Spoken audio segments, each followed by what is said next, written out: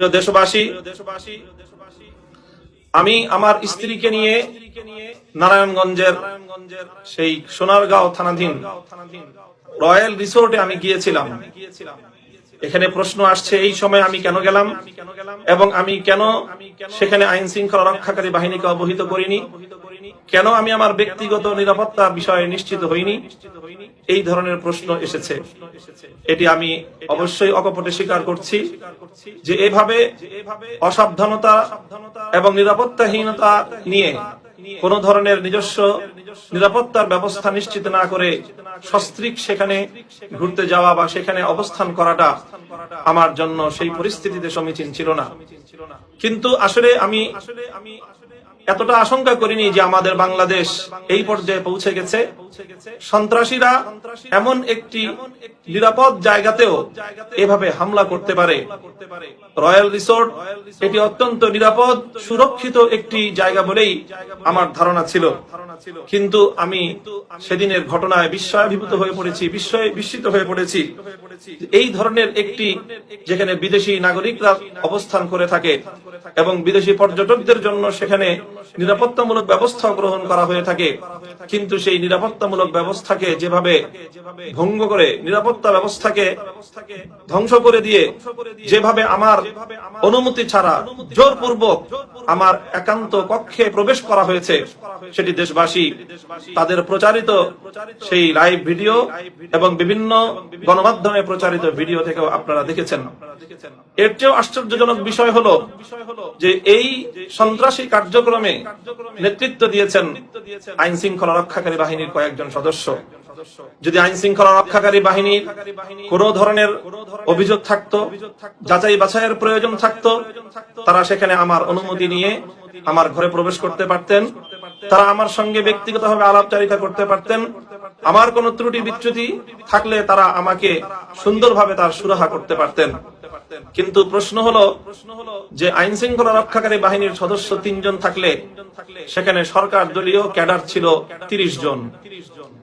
কেন তারা এই সরকার দলীয় ক্যাডারদেরকে নিয়ে কেন আমার উপর চড়াও হলো, কেন আমাকে হেনস্থা করলো? যদি সেদিন আমি সৎ সাহসিকতার সাথে রুখে না দাঁড়াতাম, তাহলে আমি এ ব্যাপারে নিশ্চিত যে তারা যতটুকু করেছে এতটুকুতে তারা কোনোভাবেই ক্ষান্ত হতো না। তারা আরো ভয়াবহ কোন পরিণতির দিকে আমাকে ঠেলে দিত। তারা আমাকে শারীরিকভাবে আক্রমণ করার জন্য উদ্যত হয়ে এসেছিল এবং আমাকে আমার শরীর থেকে আমার কাপড় চোপড় পর্যন্ত এগুলো কেড়ে নেওয়ার, শরীরের বস্ত্রকে কেড়ে নেওয়ার পর্যন্ত তারা উদ্ধত হয়েছিল। আমার সুন্নতের উপর, দাড়ি এবং টুপির উপর তারা হামলা করেছে।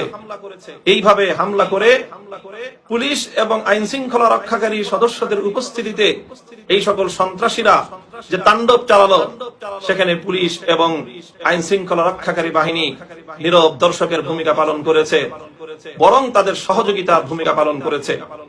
এ থেকেই প্রতীয়মান হয় আজকে বাংলাদেশে নাগরিকদের জানমাল এবং ইজ্জতের নিরাপত্তা কোন পর্যায়ে গিয়ে উপনীত হয়েছে।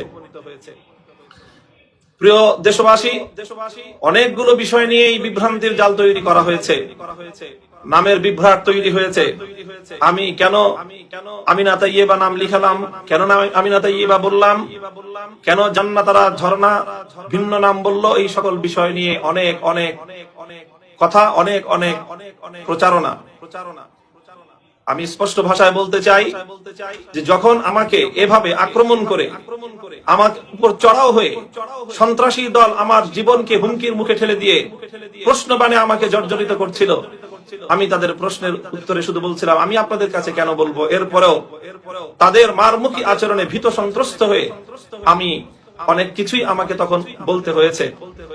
আমি তাদেরকে পরিষ্কার বলেছিলাম আমি আপনাদের কাছে কোনো সঠিক পূর্ণাঙ্গ কোনো তথ্য আমি আপনাদের কাছে দেব না, যদি কিছু দিতেই হয় তাহলে আমি যথাযথ কর্তৃপক্ষের কাছেই দেব। এরপরে যখন এক পর্যায়ে ঊর্ধ্বতন পুলিশের কর্মকর্তারা এসে আমার সঙ্গে আলাপচারিতায় বসেছেন, তখন আমি পুলিশকে যথাযথ সকল তথ্য দিয়েছি। আমার প্রথম স্ত্রীর নাম কি সেটাও বলেছি, দ্বিতীয় স্ত্রীর নাম কি সেটাও বলেছি, এবং আমার প্রদত্ত আইডি কার্ডের তথ্যসূত্র ধরেই এবং আইন শৃঙ্খলা রক্ষাকারী বাহিনীর কাছে প্রদত্ত স্ত্রীর নাম থেকেই সেই ওখানে আমিনা তাইয়েবার নামটি আলোচনায় এসেছে।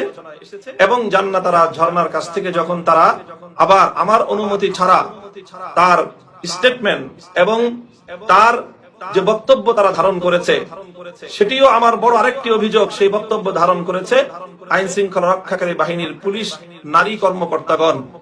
তারা কার অনুমতি নিয়ে সেটিকে জনসম্মুখে প্রচার করেছে?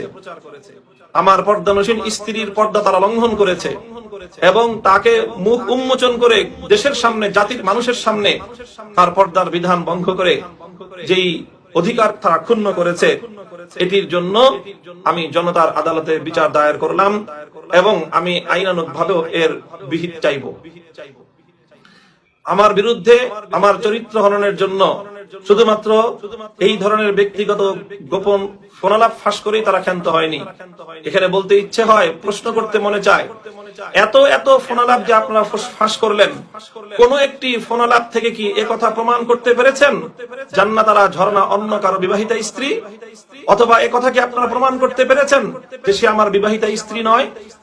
বরং যতগুলো আপনারা তথ্য প্রমাণ ঘাটাঘাটি করেছেন সবগুলোর মাধ্যমে একথাই দিবালোকের ন্যায় স্পষ্টভাবে প্রমাণিত হয়েছে জান্নাত আরা ঝর্ণা আমার বিবাহিতা স্ত্রী। সুতরাং এই বিষয়ে আমার ব্যর্থহীন বক্তব্য হলো, যারা এই বিষয়গুলো নিয়ে ঘাটাঘাটি করেছেন, আমার ব্যক্তিগত গোপন তথ্যগুলোকে, ফোনালাপগুলোকে, স্বামী স্ত্রীর মধ্যকার দাম্পত্য আচরণগুলোকেও, কথোপকথনগুলোকে যারা প্রচার করেছেন, আমার স্ত্রীদের সাথে আমি কখন কোন কথা বলেছি,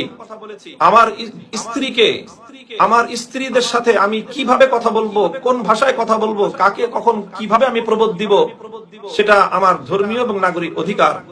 সেই বিষয়ে অন্য কাউকে নাক গলানোর সুযোগ ধর্ম, সমাজ অথবা আইন আদালত তো দেয়নি।